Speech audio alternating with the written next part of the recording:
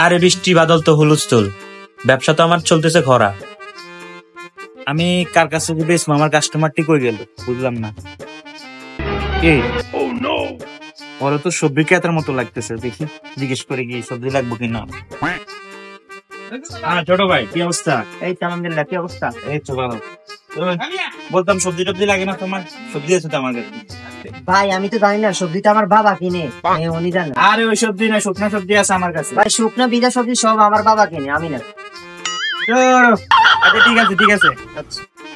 পরিস্থিতি ভয়াবহ, খুব খারাপ। মাথা মুথা গরম হয়ে গেছে আজকে, সবজি টবজি পাইতেছি না, একটা লোক দেখা যাইতেছে। ছোট ভাই সবজি আছে তোমার কাছে?